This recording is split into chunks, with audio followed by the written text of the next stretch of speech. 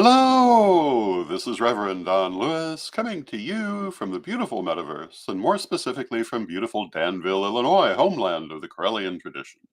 And this is Midday with Reverend Don, and this is our 1 year anniversary show, or perhaps more precisely, our 1 year and a day anniversary show. The actual 1 year anniversary was last Friday. Unfortunately, my internet was down last Friday owing to a regional outage. And so I wasn't able to commemorate the event on that day, but a year and a day is pretty good. It has its own appropriate connotations to our particular program. So thank you for joining me for this celebratory occasion. And let us celebrate our first year with Midday with Reverend Don. And hello to Reverend Mary in the chat room. It's good to see you, Mary. And I'm going to start with a little clip. And this is Midday with Reverend Don. And this is going to be my new program that I'm going to be doing daily.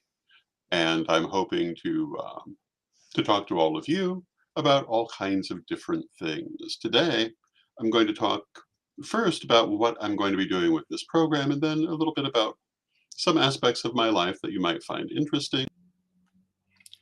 And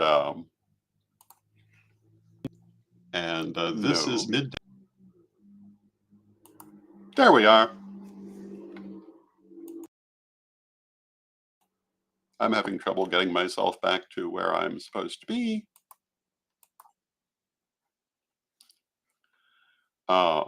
Anyway, that was a clip from a year ago. That was just over a year ago, and my goodness, what a difference a year makes.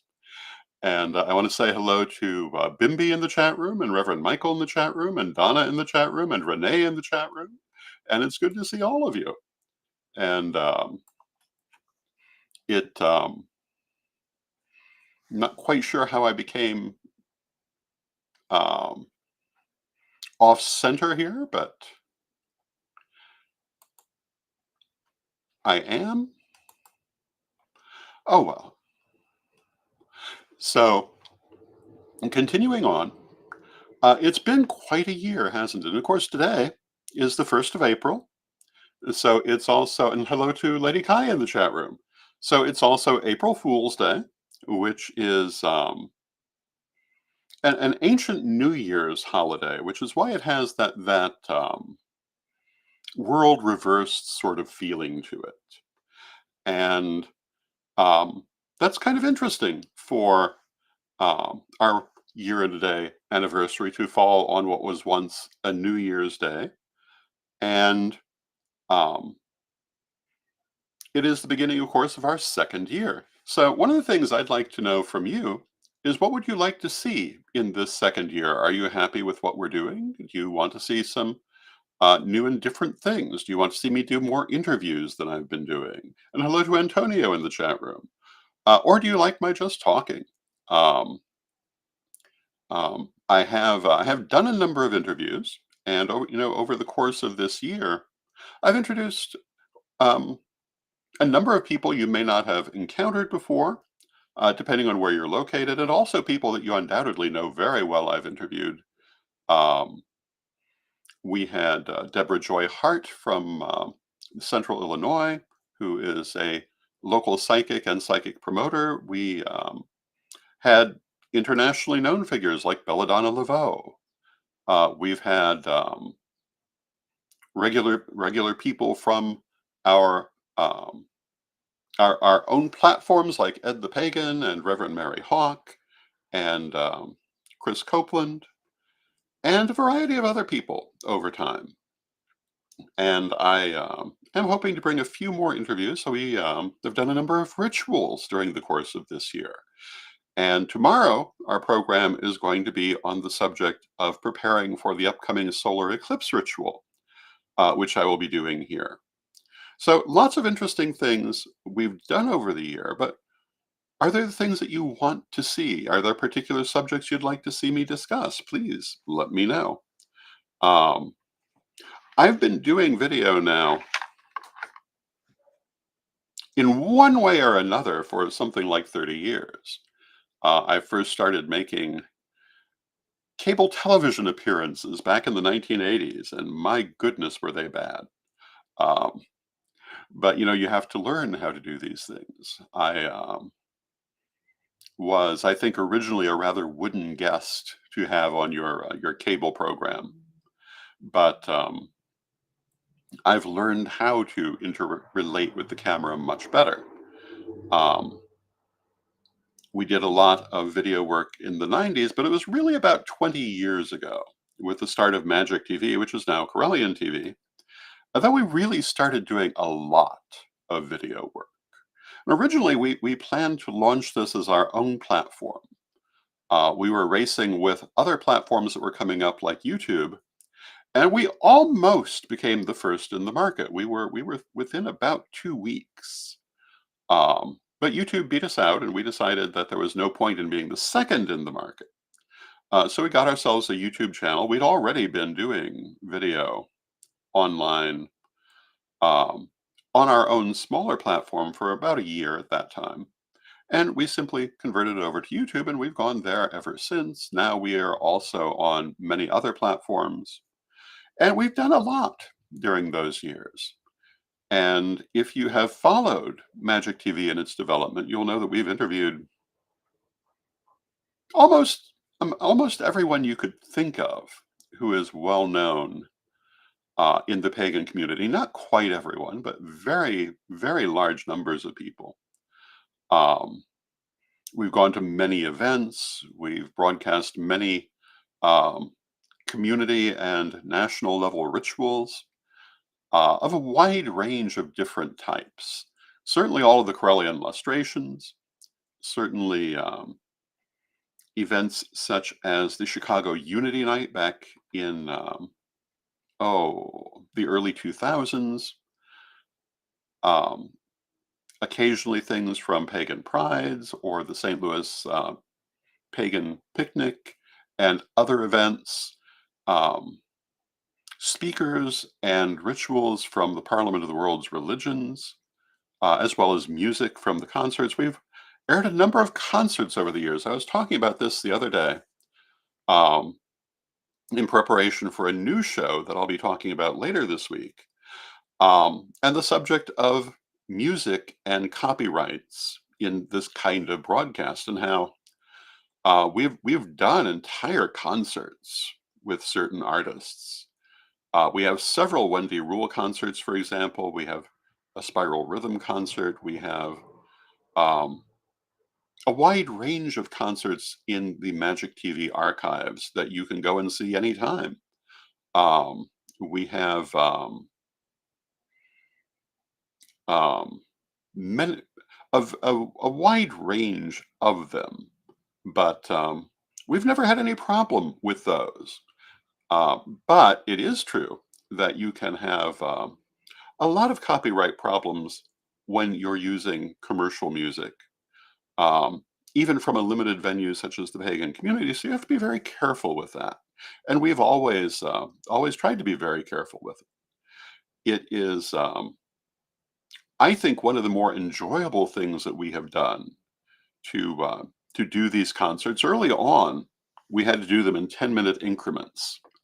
So, years ago, we covered a concert put on by the Eye of Horus in Minneapolis. The Eye of Horus was a bookstore um, run by lovely people who had put together a beautiful concert, which included um, several performers. And I have to admit, it's been so long ago, I don't remember everyone, but Wendy Rule was the lead performer. And um, I, all of those are still up on Magic TV. You can go see them. You see so many things there. And one of the reasons that that's all there is that we just keep going. And Midday with Reverend Don, at least for now, will keep going. Um, I'm always mindful of new things to do, but day after day, it will be here. One of the things that has caused a number of fantasies over the years is how we manage to do the things we do. I have heard the most bizarre accusations. From about 1990 to about 2006, we were in a witch war every year, mostly in the Chicago area, partly because we were doing so many things. And I still remember the one group that accused us of being cocaine runners, with no reason to think so, except they couldn't understand how we could do so many events. And of course, the reason we could do them was one, we were willing to put out a level of work they were not willing to put out, and we were willing to make sacrifices they were not willing to make in order to get these things done. And that's what does it. Um, People have no idea either the amount of work or the amount of sacrifice that's gone into building all these platforms all these years and getting all these things done. And we'll continue to because we're dedicated to doing it. It has been our life's work, for one of a better way to put it. It's been my life's work, and I don't perceive that changing. Details may change. Um, as you know, I'm now retired in office from my my many years as first priest of the Corellian tradition. I am still among the first priesthood, but retired in office, which is a huge change in my life, but not really in the things I care about or the things I put my energy to. And Mary says, "Oh my goddess, cocaine runners." That was among the most extreme um, fantasies anyone has ever launched against us. But talking about this last year, there have been all kinds of bizarre fantasies launched against us during this time. Um, I have seen people make the most bizarre allegations, which I do not dignify with a response, except to say that they have spiraled so far out of control that no reasonable person can mistake them for anything but fantasy at this point. And I'm amazed that anyone does. And in fact, I don't think many people really do. But so much has changed in this year. I'm in a whole different state. Um, if you look at the little video clip that I showed a few minutes ago, I look very different. My health is very different. I was quite ill when I started this program. I'm much better now. I have changed so many things in my life. The vast library that was behind me in the clip has mostly been dismantled, although some of it still exists. Um, so many things I was carrying in other people's name I have put down. I'm carrying my own things now. And I credit that with my return to relatively good health, and the loss of a great deal of weight, which, I always said that the many layers of the Corellian state robes represented the responsibility of the offices. But looking back, I think that the office was a huge weight in a very physical sense that has made a difference in my life to release into the hands of other younger people. And I am so happy to see the younger generation taking up that burden to go forward and being willing to take it up. Um, when you spend your lifetime building something, even if, like myself, you're not the founder of it, but 45 years I was first priest of the Corellian tradition before retiring in office. That's a lifetime. That's it's a longer career than some people have in in positions of comparable character. And one of your biggest concerns is what happens when I'm gone. And I'm very pleased that despite a little bit of difficulty initially, to see everything in good hands and going forward in a strong and stable manner. And I think that at the upcoming lustration, this is going to be very clear to everyone, as it is to me, that good hands are in charge, good people are in charge, and the future is strong. The future is good. Um, During the course of this year, as I say, I've let go of a lot of things, I've also seen a number of prophecies fulfilled, one of which is my return to Danville. Um, we'll be talking about that a little bit more tomorrow, what that means. Um, the prophecy was always that the family would return to Danville, that we would renew our roots in the Corellian homeland, and we are. Um, and a number of things planned in coming months are going to strengthen that metaphysically and physically. Um, and that is something I was not expecting at this point in life. I was thinking, maybe 10 years from now we'd do that. I wasn't expecting Spirit to pick me up and put me down here, which is basically what happened. Um, the ascension of the new first priesthood, especially the new first priestess, was a long-standing prophecy. Um, it too came about in a manner no one was expecting. Um, we thought that was years ahead, but Spirit said no, it's happening now. Um, when I think about it, it's kind of amazing to see how Spirit, well, it did what Spirit does. It took everything and put it where it needed to be, removed what did not need to be there, and strengthened what did need to be there. And um, I'm a great believer in the power of Spirit to do this in our lives. And it's very much what's happened in mine. Um, as I mentioned, if you look at that clip, you'll see that I look very different now. I certainly am much healthier now. But at that time, I was not far from death's door. Um, having been there just a little more than a month before, wasn't that far removed from it even then. And I was experiencing a severe mental decline that I think um, we managed not to make obvious. But it wasn't until I came back to Illinois that my doctors caught this. And I know a lot of people who don't like Western medicine. I'm not always that fond of it, but in this case, it's done wonderful things for me. And just when was really looking at what I thought was the end of my life and a long, slow decline into dementia, they put me on drugs that restored me more or less completely to where I began. People who know me say that problem is no longer the case, and I didn't even realize it was happening when it was happening. Um, so, I'm going to say if you have access to doctors and medicine, you should use them. They can do amazing things. For a long time, I really did not have that access because, one of the things, going back to some of the fantasy suggestions out there, um, most of this time I have been um, pretty much without a lot of personal resources.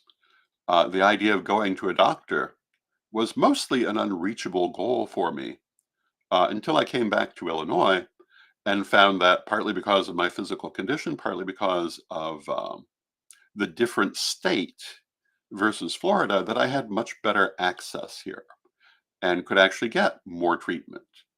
I found that too in Florida when I was in a state of crisis. But I wish I'd had it earlier, and I might have avoided that crisis. The state of healthcare in this country is abominable, and the fact that we've allowed it to become so is pretty abominable as well. But it just seems like no one is willing to address the problem, and I think at this point it's a problem for a lot of people. Um, Not just people in the kind of situation I've been in, because all these years this really has been a path of personal sacrifice. I have been totally focused on the goals of building community, of building tradition, of building history. And these have been the things that I cared about, and none of them are moneymakers. If I had been focused on making money, I would have been in some totally different path in life. Um, but I was focused on doing the work of spirit, and I've been very happy to have done that. I do not for a moment regret that, um, nor do I plan to change that. But but it is something to consider that when you take up a path of service, it is that, um, and it is not.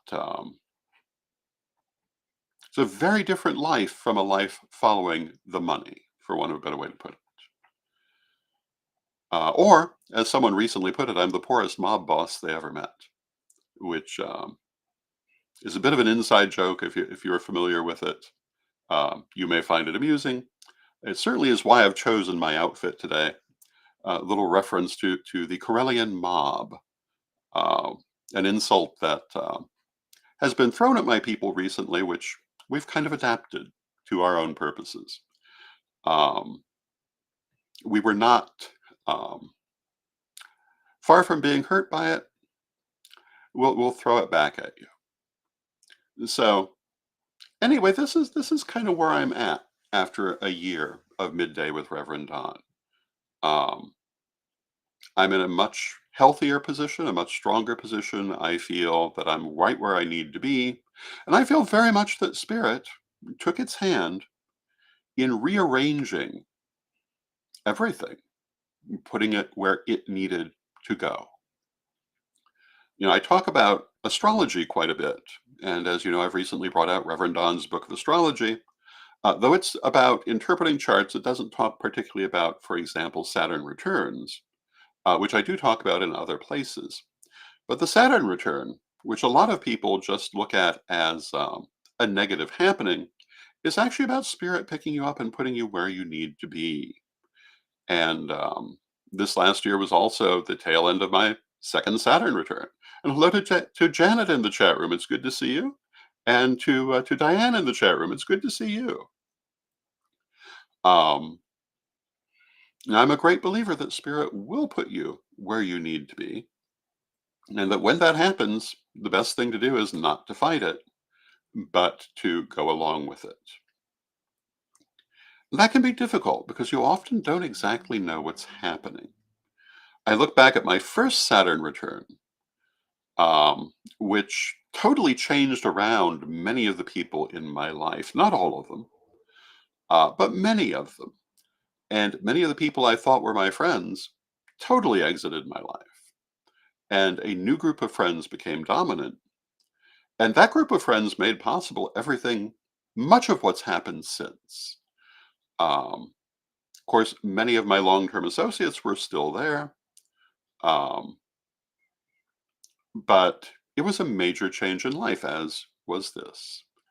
But I think that's one of the things that happens to us in life. They say the 60th year is a reset. Part of that is that Saturn return, part of it has to do with ideas of Asian astrology, where you have completed a full cycle of the Asian astrological associations and kind of start out again in a state of rebirth. And that's kind of how this year has been. And if you've been following Midday with Reverend Don, you've kind of followed me through it. And hello to Brenda in the chat room. And it's good to see you, Brenda. Um, it has been a very interesting trip. One of these days, I think I will write that autobiography that I talk about every now and then, and we'll see how it comes out. One of my favorite entertainers was Gloria Swanson, and chances are you have no idea who Gloria Swanson was because she was a great star of the silent screen back in the 1920s. Her most famous talking role was as Norma Desmond in Sunset Boulevard, but she wrote her biography or her autobiography when I was quite young. And I remember the statement that was made about that book. And her birthday just passed, by the way. But that was that it was a very serene look back at what had not been such a serene life. And I rather imagine that that's what I will end up creating. But There's so many things I can talk about in that path, but most of them come down to the role that spirit plays in life. I have seen so many things that I never would have expected to see. Things come about in ways I did not imagine them. And I think that that is one of the most important things that I have to share with people. That when you trust in spirit, when you work with spirit, it does amazing things in your life. And sometimes what seems like a huge setback will actually move you far more forward than you expected to go. And will take you to what you really need to be doing at that time. That's what this last year has done for me. It had its moments when I felt like the whole world was against me. Um, and eventually I found out that had never been true. Um, but there was for a while a great deal of noise that kind of led me to think that. And I remember saying on this program at this time, at that time, that I would trust my life in the long run to speak for itself. And I feel like that's exactly what happened. I feel like the work that I have done and the person that I am are plain to anyone who actually will look at it. Of course, there are always going to be people who don't want to see you as you are, and those you just have to ignore. It is not your problem, it is their problem. I believe that what you do is the next right thing. You continue going forward, you stand strong, and you do what Spirit leads you to do. And that's where we are. It's where I am. That's where the Corellian tradition is. That's where our various platforms are.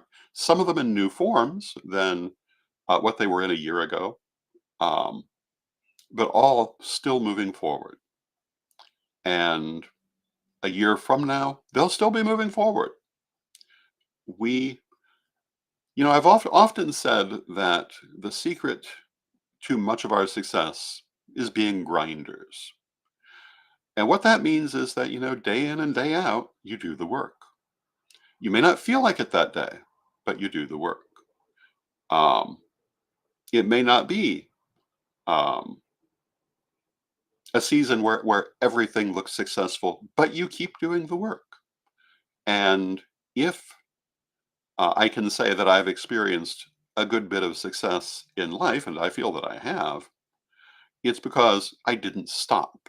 I didn't give up, and I continued to trust in spirit and move forward. And my message to you is to follow that same example. Don't give up. Continue to move forward and trust in spirit. Now, tomorrow, we're going to be talking about the upcoming eclipse ritual that I'm going to be doing on the occasion of the solar eclipse next week. And that will be Monday, I believe, April 8th. And my intention is that we'll be talking about it on this program, but actually doing it around the time of the greatest totality of the eclipse. I understand that here in Danville, we're going to have not total eclipse, but a pretty good totality of the eclipse.